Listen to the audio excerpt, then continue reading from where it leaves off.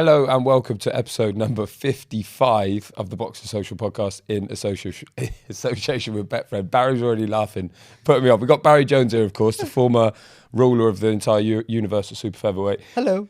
Every time I say hello, I can see him laughing, but I will not stop saying hello to you. And you know what else I won't stop saying? Is please comment, subscribe, like, share, tell your nan, all of that stuff. It really does help us, apparently, so they say. Anyway, let's get on to it, Barry, because we've had a big weekend and we've got another big weekend coming up. Good little British boxing double. Let's look back. You were there. You were working on comms on DAZN. Yes, DAZN. They've employed Barry Jones. What a great company to work with. Unbelievable. So you were up close and personal. They were so accommodating. Were they? They couldn't do enough for you. Well, maybe they could. And what a great price they offer. That's such a great service to all us boxing fans. It's fantastic, isn't it? Unbelievable. It's like free content, pretty much. Well, it's free, but you've got to pay for it. It's only the cost of a cup of coffee. Is it? Depends how expensive your coffee is. But you were up close and personal, not literally with Derek Chisora. He didn't beat you up either last week. No, do you know what? I did the public workout for Matchroom. Great company. And and I was a bit nervous, to be honest. I'm pretty sure he doesn't watch stuff, does he? No, he's not really. I don't think he's like that. But I was thinking, I think you'd be surprised. Someone might tell him. I think, what if he pulls me now? I want all this. Beat me up, Derek, and I want the pension fund. Because I would sue him. 100%. Yeah, but he definitely would beat you up as well. But yeah, when you actually say, I'd let him do it, and then when you see him, because he's not like he's that tall. No, everyone's taller than me. But his back is massive. Like, he got in the ring, stood behind me. I thought there's someone in. It was just, his back is huge. Like, he's just, like, you see why he's so strong. Like, he's just like a bull, isn't he? He is. And the good thing about it for him and for British boxing, I guess, you could say, Derek Chisora got the split decision victory. He got the revenge. Obviously, a lot of people sort of forgot that they'd already fought once, including David Hay, who said he's never fought. Kubrat Pulev never fought anyone like Derek Chisora, apart from the first time they fought, of course. But what do you reckon? To David Hay's credit, right, to his defence, it's a new Chisora. I got nothing to defend him against. But it's different Chisora. It's a different one than the first one he fought, for sure. Derek War Chisora now, not Derek Daleboy Chisora. That's a difference. War. There's a big difference. He's serious about it. But yeah, he was inspired. Like, I'll be honest. I thought Pulev was gonna walk it. I thought, especially the signs of wear and tear from the Parker's second fight were quite evident, and rightly so. In the career that Derek's had, even the wins, the way he's fought, doesn't adhere to longevity. Though some people are just built differently, I guess, and you see that. I've seen people of my generation who were dancers like me, and now they literally, arguing with themselves in the mirror. And I've seen other guys who've taken punches for fun, and they're fine, articulate and lovely, but usually the ones who fight with their face, suffer more and quicker. And that's only that's what they worry about every boxer. You worry about that more than anything else. But he doesn't seem to have that effect on him as yet. Hopefully never. But he was different gear, I gotta be honest. Cause I thought Pulev would get a hold of him after a few rounds. It did take a while to heat up, didn't it? And then it did, yeah. But he again, like in recent memory, I can't think of a fighter who fights more of instinct. I've said this about 25 interviews. More of instinct than Derek Chisora. He's at his most dangerous when he's literally spent. To a point where I whack him over the head with a lump of iron for about 5 rounds before the ring walk. He's like, literally, he needs to get beat up before he gets in the ring. No, I wouldn't do that. Stick the old Deontay Wilder suit on him. That sort of yeah. No, but he needs to be knackered and beat up before he kicks into gear. There was times in that fight that he was seriously hurt and done for, and then produced his best work. Takam fight was the same as well. Yeah, exactly. Yeah, again, a guy who fights off instinct, just a natural, survival instinct. That fight or flight scenario, and he certainly fights. But I still thought Pulev won. Yeah, did you? So it was a close one. It was close. I didn't argue with the result, and I was sort of happy. I don't know Derek Chisora. I'm not a massive fan of him. He's good to watch mostly, but I was sort of glad he won because he's had some close fights that haven't gone his way. Not all the fights have been close, like that all his people and his camp and other people say. Some of the fights he genuinely lost. But there've been some close ones that he could have had rub of the green and he hasn't. And this one for me was a close one and he had the rub of the green. Even though I pulled up by 2 rounds, other people around me, I think David Hay was sat next to me. I think he had Chisora by 15 rounds ahead or something like that. That was 2 rounds in. I think he had him like 8 rounds up or something. It was ridiculous. But but even still, most people thought it was close. And I think 5 Live with Froch and Josh Taylor, I think they both had Chisora a couple of rounds up, 2 or 3 rounds up, which you couldn't argue with. And I just had it the other way. Mad old sport, innit, that these 2 guys give us everything, proper blood and thunder, and at the end we sort of go, well, either of them could win this. Yeah. It's quite crazy, isn't it? That is still the sport that we're involved in. Yeah, it is. But, I didn't think we'd see that off either one. Like, Pulev's tough. Yeah. No boots, by the way. Yeah. He really is. He didn't get no credit for that because Chisora smashed him around the body from the offset, and he didn't look like it affected him at all. Mm. He had some cuts he had to deal with, and he adjusted with that quite comfortable, and and he got caught with some big shots, and just knew enough to not get on his bike, just to retreat enough and use the jab. But I think technically they both could have done a little bit better, which Chisora can always do technically a lot better. But it was good to see him back with Don Charles. For me, there was like a serendipity feel about it. He's gone back with Don Charles, after they found each other again, and I thought with his family there, I thought this was going to be his swan song. Thought he was going to be out and gone, but he won. So I think that was sort of like the deciding factor that he carries on. So you tend to think with Derek he'll carry on anyway. But the fact all those, he got Don in his corner, and he got his partner, I don't know if it's his wife or whatever, his partner, his kids are there for the first time, apparently. Seemed like a goodbye to everyone. And the ring walk and that, it all felt a little bit emotional. It did. He's great with ring walks. The music, like, for what he is and how he acts, the music for his ring walk just doesn't go hand in hand with him. It sort of does now because you expect it. He was going in with Coldplay early in his career, wasn't he? All the time, like it was just you're like throwing tables and punching people, like getting hit with bottles and fighting people in press conferences, and then you're coming into to real mellow Coldplay music. But it seems to work, doesn't it? That sort of strange paradox with him. Yeah. It's always has been that, and he's still in the Union Jack, which the late great Dean Powell put him in all those years ago. What a guy Dean Powell was. Yeah. Let's be honest. We should do a podcast about Dean Powell. Yeah, we should. Brilliant guy. Yeah. Brilliant. That's a masterstroke because he's always taken that to heart. I mean, he's talking about Brexit and Boris Johnson, that you think, but he loves that, doesn't he? Yeah. He loves that. He loves the Union Jack. He loves that character. But it felt like the character was shed a little bit at the weekend. It was almost just like this is the sort of real Derek Chisora kind of finally. Do you know what? We spoke to him. Like I did a bit I was double dipping. I work for BBC. I work for BBC 5 Live as well, and we spoke to him after. Great company, great corporation. BBC are fantastic, unbelievably fantastic. I couldn't think of a better company. Maybe the Zone, but them two. A level pegging plus Boxes Social sort of. I've been doing the Sky Sports podcast recently. Another fantastic company. The others. But what did you tell BBC then? I can't. Oh, you spoke to Chisora after? Carl Froch. Did he give you a burger? Did he get you a burger? I didn't speak to him. I hid behind Carl Froch. Just Carl Froch was speaking to him, to be honest. But he was talking about about that feeling as an amateur, and when you first go down the gym and you spar, and then before you know it, you don't realise, but you're shadow boxing on your way home on the bus, and I've gone, that's it. Like, you forget. He makes out you don't care. He's all money, and he is money motivated. But because whatever motivates you, like my motivation was just purely to win things, whatever that thing may be. I'll go well. I don't know aspiration to be a world champion. Your thing's your thing. I want to just reach my limit, see how far I could go. And money was a secondary thought until you start earning money, then becomes it. Other people from early doors, want to be financially secure. That's the whole motive is money, money, money, money, money. And he seen that, but then he gave an insight. He slipped up after. I think he was so chuffed he got the win that he was just he just went, and he's talking to Cal, and he was going, that's it's like how when you first time you go to the gym and the first time you do the sparring and then before you know it, you're shadow boxing on the bus on the way home or in your bedroom, and he was like, wow, yeah, he loves it. Yeah. I mean, he wants to be a world champion, really. He realised he's probably never going to be one. I mean, certainly not going to be one now. And then sort of disguised it by, I just want a big fight for the big money, but he loves the sport.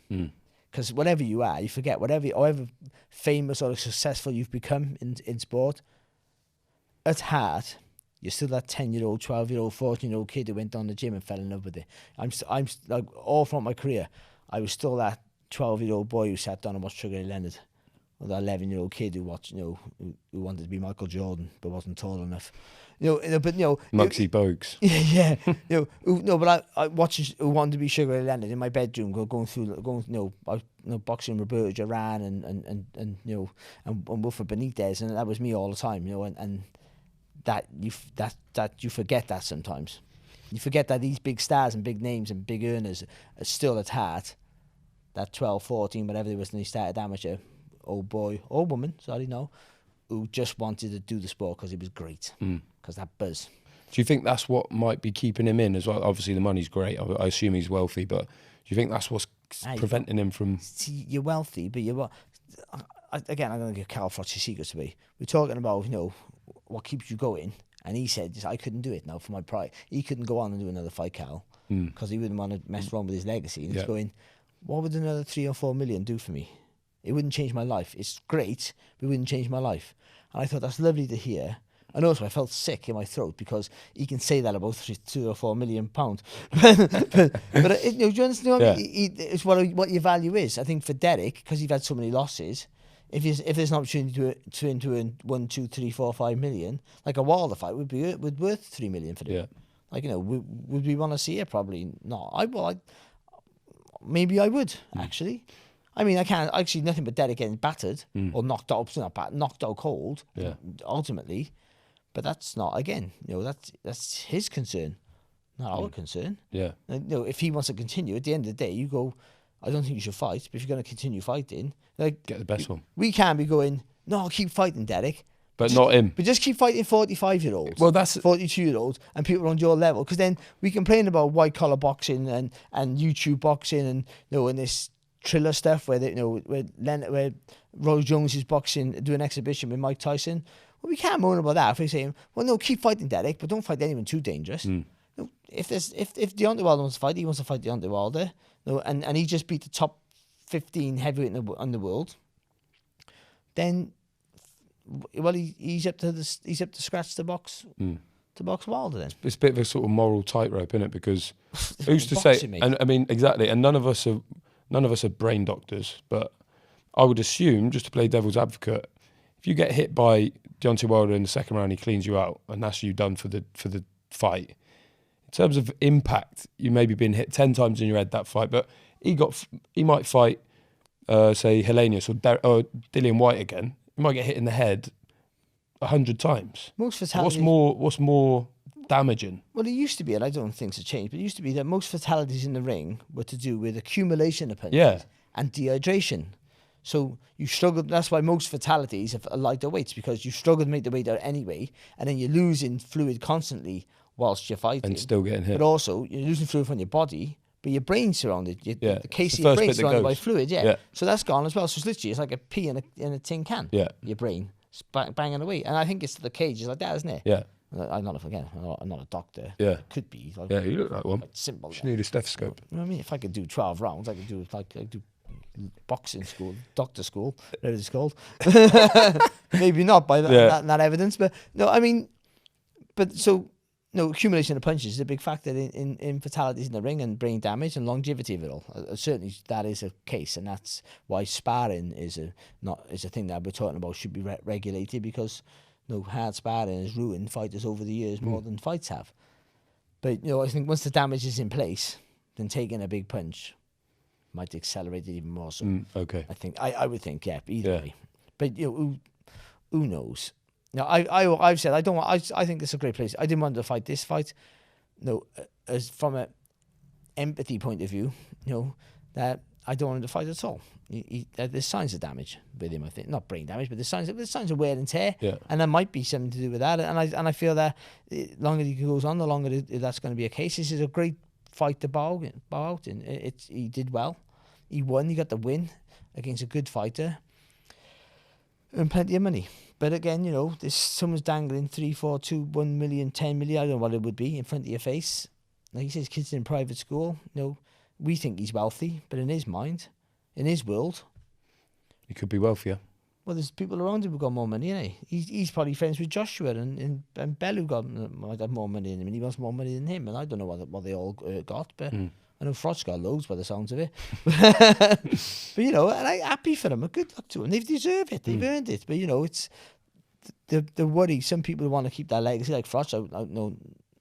I guess you know Frot's would need 30 million to come back, but Derek, you know, another fight for 3 million. That's another 3 million. Do you think we'll see him back then?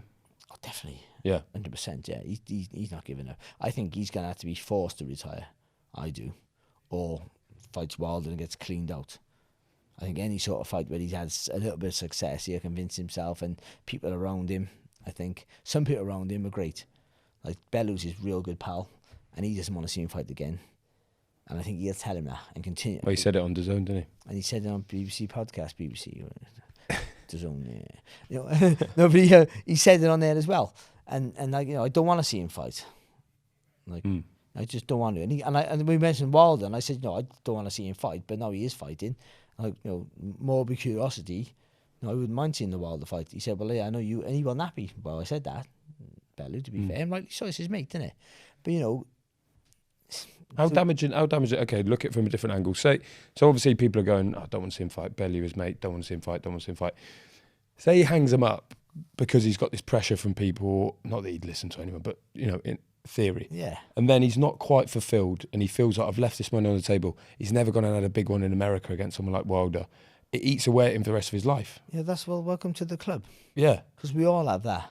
Like, you know, is there a line though? Is there something? Is there a tick? Everyone in the world has that for everything. You must have that already now in your young life. Yeah, but do you have a line where you go? It's like you achieved your wildest dreams. You won the world title. Yeah, but then I fail as a brain scan and then don't get to have defences and don't get to earn that money. And I have a contract for big money, like not big money for me, would have set me up. Yeah. No, I mean, no, I couldn't have walked around like, you know, flying around the world for, like, you know, private. But I mean, that money not until the DAZN showed up. Then the 90s would have been enough, you know, and I didn't get that. So, you know, that's a disappointment for me, and I can't get over that. And the biggest thing for all money's great. The biggest thing for anyone retired in boxing, probably sports, and anything with any entertainment industry, I would presume, is people calling your name, even if you're not into it. Like, I never had ring walk me, I didn't give a shit about anything. But like, whether it's 10, 20, I boxed in Old Trafford, you know, 40,000 people there. There was about 3 when I boxed, but I was on the first. But you know, that buzz. Look at this. Look what I am now. You know, in the CIA and with Barry Jones, whatever. You know, it's just that it's irreplaceable. And even if you're not a superstar, whatever level you've done it at, it's that buzz. And walking the ring, that nervousness, that literally your bum's going like this. Oh, what am I like? You know, you got like a devil and the angel on your shoulder, and one's going, and the angel's going, "What are you doing? What the fuck are you doing here?" He's going, "Go on, get in there, shit house." And the other one's going, "No, turn around, walk away." You know, it's that, but that rush is you can't find it anywhere else, and that's why they all turn to drugs and do silly things and all the rest of it, because you just got to find that really you will never get that again, and it's a frustration that I sort of said. This podcast is taking different turns for the worse. Go on. That the rest of my life felt like an anticlimax. Like, and it's a long rest of your life. I don't feel like this is all about me though. I don't feel like I'll ever be truly happy again. 100% happy. I can't. My missus said, why can't, you're always looking for something to spoil your happiness. Even when you're happy, you're looking for something. And I'm like quite a joyful person. But yeah, I think so. But you know, I'm always looking, there's always something's got to be wrong. Like, something's got to be wrong. Like this, look at this now. I read that weight all day. I was the first one here. Why am I the first one here? Yeah, sorry about that. You know, yeah. No, but it's always, it's whatever. It's great. Look what I'm doing now. Oh, there's DAZN and I'm working. I'm having a great time. It's like, yeah, you know, but I'm not going to be able to go. No. Change delayed. This time last year, I was going. You know, it's always something. And I think that's that unfulfillment thing. I don't think I'd ever be truly happy again. And I think that's like there's a void. And I think that's like and I know that's like for a lot of boxers. And I imagine the more famous and the more successful you being, the bigger that hole is. It's worse. You got all that money. Look at Joe Kazagi. I literally chop off a testicle to have his career. Luckily I got 3, so it don't matter. But like, I honestly, God, his career was unbelievable.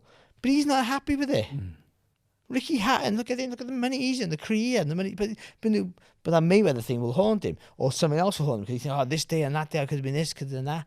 And even if you're realistic and honest with yourself, you still feel I could have been a bit better. Always. Because you never finish on your own terms. You never do.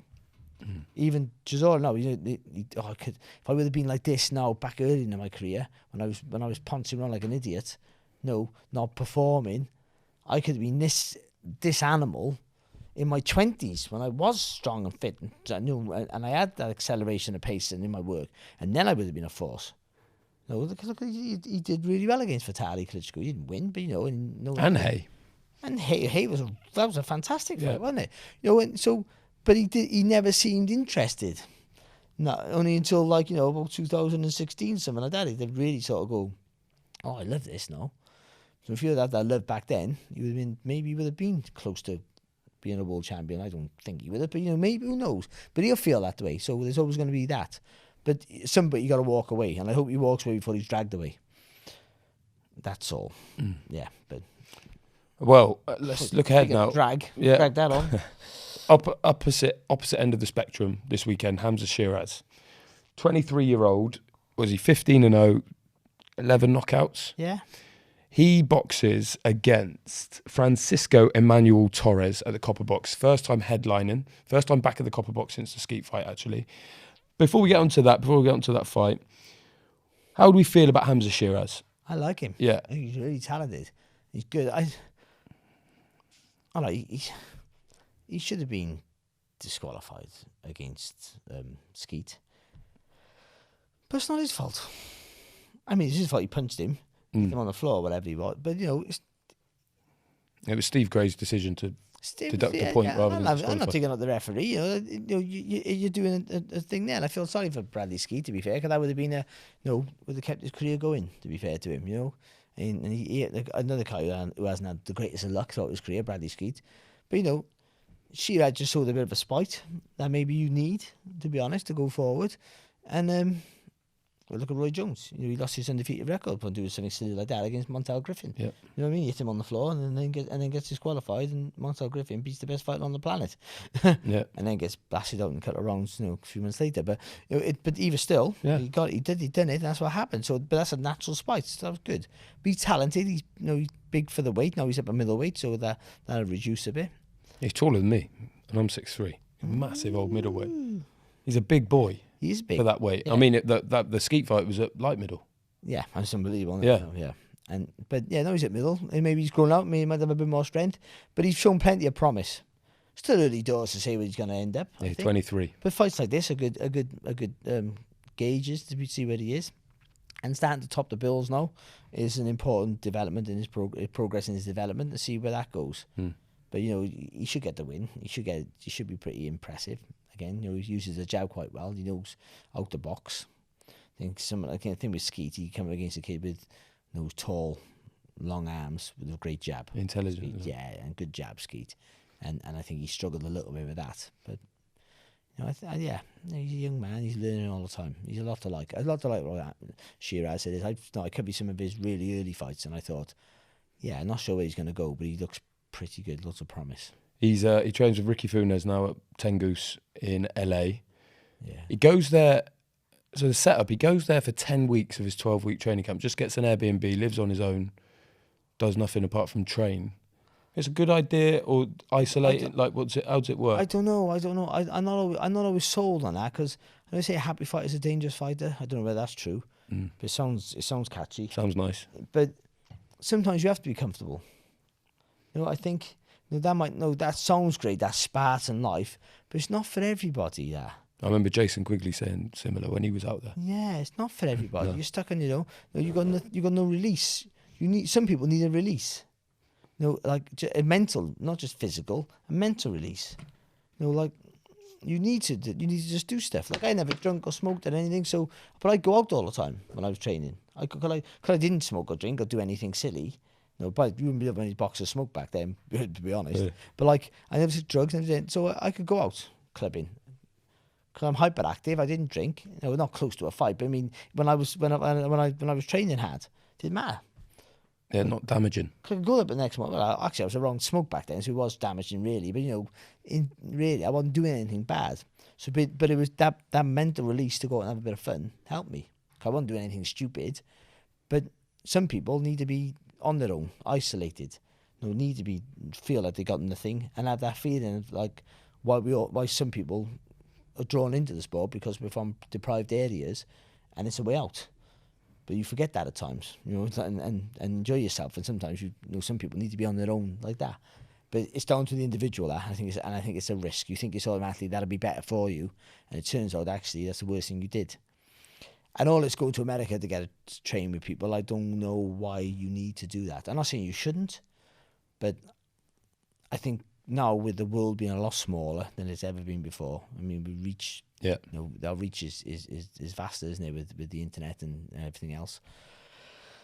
The training techniques are not massively different anymore.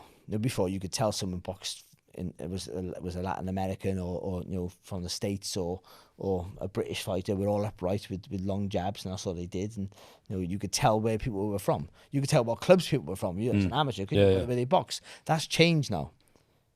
Because of YouTube alone, you can just training techniques are different. We all learn off each other. So there's enough good trainers in this country to guide him through to where he wants to be. I'm not saying that the guy you got over there don't help, but it's a big commitment to go over there. Yeah, I interviewed him for Boxing News, great magazine, by the way, award-winning magazine. Go and buy it. Yeah, it is, yeah. So that features in this week. But he said that when he first turned up at the gym, the first few sessions he was there, he was going home going, what am I doing? Like, as in, do I really want to do this? It was that hard. Yeah. So he says he's experienced a step up in terms of intensity and just general the difficulty of the training. Do you think that might be a little bit of optimism, if you know what I mean? Do you think he might just be seeing it slightly differently and really back home it's kind of similar? Or do you think just being out of the comfort zone might make it hard? I know sometimes you change trainer or you change managers or you go to a different promotional company. It's not Liam Smith's done it recently. He's gone over to Boxer. Obviously he wants to be on Sky. Sky's a massive platform. I understand that for his career now. And he's a ready-made fighter, so they can just check him in with anybody at any level, to be honest. So, but that at this stage of his career and his stage of his life, I mean, he hasn't got too many years left, you would feel. That's just an injection of something that he needs to keep him inspired. A bit of purpose. So sometimes you go to a different trainer. They don't give you, sometimes you just need a different voice telling you exactly the same thing. That's what I'd say. Like, my dad used to go mad. My dad would tell me things, and then I go, yeah, whatever. And then I go down the gym, and Ronnie Rush would tell me exactly the same thing. And I go, oh, yeah. And my father would be going, I just told you that. But, my dad, though, you're telling me all the time. I'm not listening to you. Not all the time. I did, but now it's come off Ronnie. He's not my dad, but I'll listen to him, and that's sometimes what you need. So sometimes going away just to change. Just some different voice, just a different way of seeing things. Because you tend to think a new place, you tend to be more submissive. Because you want people to like you, and you want to show an eagerness to learn, and so you get comfortable with your surroundings, and you've had saying to your trainer, I don't know if I'm going to do that. That's sometimes some people work like that, but sometimes that's usually the sign of that's the end of the relationship. Yeah. So Francisco Emmanuel Torres, he's undefeated in 5 years. His last fight, as we're told, was a draw against Jose Benavidez Jr. Yeah. Obviously, a couple of things to note. That was in November, so quite a long time out. Also, that was Benavidez' first fight for over 3 years. His last fight before that was the stoppage defeat to Crawford at welterweight. So he's up at middleweight, and this guy's drawing with him. So I don't know. I mean, you would expect Sheeraz then. This should be physically too big. Physically too big, and he should be winning this. Yeah, be winning this fight comfy. I think so, but again, bit of a showcase for him. But again, like everyone does in boxing, you get a win like that, and they go, yeah, but look, Benavidez boxed for the world title. Look, well, he did against him, and he's and Sheeraz just battered him. Yeah, and that helps him. But still, but also you get him a relatively safe fight. Yeah. Nothing wrong with that. At this stage of his career, don't forget how many fights he's had, his age, and he still needs those learning fights before he steps up too far. But I think now they put him top of the bill on BT. This is a fight to compare him with another guy who's around the world level. Who beat this guy. And then they start pushing him forward a bit quicker. Not too quick, I hope. But well, what sort of direction would you like to see him heading? Because this is for the WBC Silver, which is obviously You know, but it does give you a ranking. Yeah, It nudges you in a certain direction. Just puts you, it places you. Yeah. That's all. That's it. You just place you there just in case. It's just the way. Sure, you're good enough, or things change at the top, and you can sneak ahead into a place. But it's not quite as meaningless as people might make out, because it does. No, but at that weight in this country alone, you got Eubank, you got Liam Williams, Felix Cash, Denzel Bentley's a British champion. Like, how far off do you think? Linus Adufi. Yeah, exactly. Someone like that who lost to Bentley for the British title for the vacant. So, how far off someone like Denzel Bentley do you think he is? Or not far off. Felix Cash. I mean, he can't be that far off, even at 23. I don't think he's that far off at all. No, I'm not saying he would beat them. No, but he has the ability to. But I didn't say he beat them right now. You'd have to put all those favourites, to be fair. But I would chuck him in. If there was a British title shot now, you'd have to, of course you would. You'd have to put him in there. It'd be ridiculous not to. The board called him and Fowler, which obviously would never happen, but they called that, and that's a sort of fight. A great fight. Yeah. Fight. For both of them. It is for both of them, yeah. Because you can see both winning. Yeah. Fowler's underrated. I mean, you know what you're going to get with Fowler. He's strong. You know, he's not the hardest man to miss with a shot. You know, he knows where you'll find him if you throw a shot. But he's physically strong and tough, and he hits hard. And heavy. He hits heavy more than hard. He hits heavy with every shot, and that can break your spirit. So and you could see him doing that to Sheeraz. You see Sheeraz outboxing him, and Fowler just keep banging away, because Fowler's got massive long arms actually as well. No big shoulders, big chest, but massive long arms. So he hits you, and you think you're out the distance, and they're all heavy. And like you could see him like busting up and stopping Sheeraz. But you could also see Sheeraz doing the same to him in a different way. By outboxing him and spearing him with the jab and the straight pot, taking a step out, making Fowler miss, and doing and that way. So I think it's a great fight. But I think he's that sort of level. He has to be. Yeah. It's a good card all the way down. Actually, Frank Warren card on BT Sport. You've got Dennis McCann is fighting James Beach Jr. It's a good fight. Yeah. To be honest, I looked at it. There's the whole home corner. They got one defeat between them. And that's Lennox Clark, who lost a couple of years ago to, can't remember who. But he's boxing Mark Heffron. That's good enough. Great fight. Really good fight. Nick Ball's out, unfortunately not against Nathaniel Collins, but against Nathaniel Coco Loco.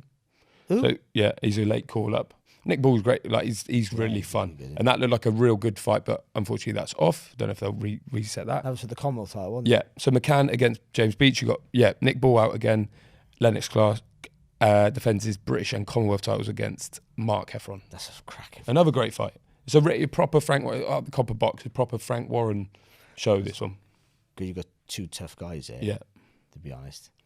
Like Heffron and Clark. Lerone Richards is the only defeat is Lennox Clark lost him a few years back. Yeah. Otherwise, the home. I covered that. They were fuming. Yeah. It was a split. They thought they won. Yeah, they thought they won. Yeah. What's his name in the corner? Lennox Clark. He's Northern, isn't he? From Leeds. I forget his name. I'm so sorry. I forget his name. Yeah. Yeah. They weren't happy at all. Raging about it. But so that's the only defeat. I thought Lerone won. To be fair, I thought he won. I thought he was a clear win in a close fight. Yeah. That's what I think. But again, that shows the quality. Look at Lerone now. He's flying. Like, And Clark off the back. It's his first fight, I believe, since the Willie Hutchinson fight. Yeah, that's right. Again, was a big, I think, 5th round stoppage. So it was a big sort of upset or a big surprise about the fashion of it. It was an upset, but I always thought Hutchinson was his talented fighter. The jury was out. But it was an accident waiting to happen, really? Actually, to be honest. Yeah, I did. I sort of felt I had that feeling about him. I don't know why. Yeah. Ever since David Hay said he was the most successful Scottish amateur of all time. Yeah, I remember that presser. That was the same presser that Richard Schaefer... Remember he said that? Yeah, that was the same press conference that Richard Schaefer said that Joe Joyce was the heavyweight Manny Pacquiao. Probably my favourite. Some people... I've come up with some bloomers myself. That's a beauty, that one. Like... Yeah. That's a good presser, that one. So Dick McTaggart never existed then. He won at youth level. Youth so gold, world youth champion, which didn't exist until the late 70s, I think, the youth championships. But still. He was the first Scot to do that. But, to say he was the most successful Scottish amateur of all time, just makes you go, oh, unbelievable. Do you think Mark Heffron could... He'd be the underdog in this fight? Do you think he could? I think he will be the underdog in this fight. Yeah. And I would favour Clark. But as Heffron showed in certainly in the first Bentley fight, he can he can go for it. I think. I think with I'm not quite sure now actually. Well, that's a lot. That card, when you look down it, it's a good one. I'm looking forward to it. There's no huge. Nowadays, we're all waiting for a big name, screamer name. But then, you know, people criticise the card like this Saturday. It had a great name on it. Great, with Chisora, not a great name, but a big name, everyone knows. Yeah, big draw. But then the undercard was, Modrov versus Soro was on paper a fantastic fight, but it didn't. There was bad luck with that, with the cut. Might get that one again. But that won't happen again. No. But either way, you know that. But nobody knew him, and then obviously once the Felix Cash fight pulled out, then the build didn't look so great on there. It was a great build though. It was a great night though. DAZN did a great job. Match 5 live. You working at the Copper Box? What's that? You working at Copper Box this weekend? No, they don't want. No, rubbish. Forget it. I might tape it. No, I'm not. Unfortunately, not. I should go actually. You should go. It's just take it in. It's too far. A little bit too far for the Copper Box Box to get home. Like it's getting home, somebody. I can walk there from mine, but that's a trek for you. Yeah. Okay, well I'm sure you'll be tuning But it's a good. And also if I really want to watch the show, like I didn't go to Frost and Groves 2. I could have went, and I wish I would have went for the atmosphere. Yeah. But I wanted to generally watch the fight. So sometimes better unless you're working. Yeah. And no one talks to you, you're better off watching at home. Totally. Actually. I agree. Yeah, this fight, this card is on Saturday. It's a brilliant card. Get it on BT. Yeah. There's good fights. Like you said, all on a bill. It's fantastic. Lovely. All right, Barry, that's a beauty. Thanks for that. Thanks for your time as always. Have you liked, commented, shared, and subscribed this? Do you know what? Well, you better. I don't subscribe. I don't subscribe. I can't be peddling this when you haven't even done it. I don't subscribe. I can't comment because it's me mostly, and I do like slightly on slightly. Good. That's enough for me. I'm sure. Hopefully, you're doing the same. And I'll subscribe. Barry, subscribe. Please subscribe before the next one. Right. Thanks, Barry, and thanks for you most of all for watching. We'll hopefully see you at the next one.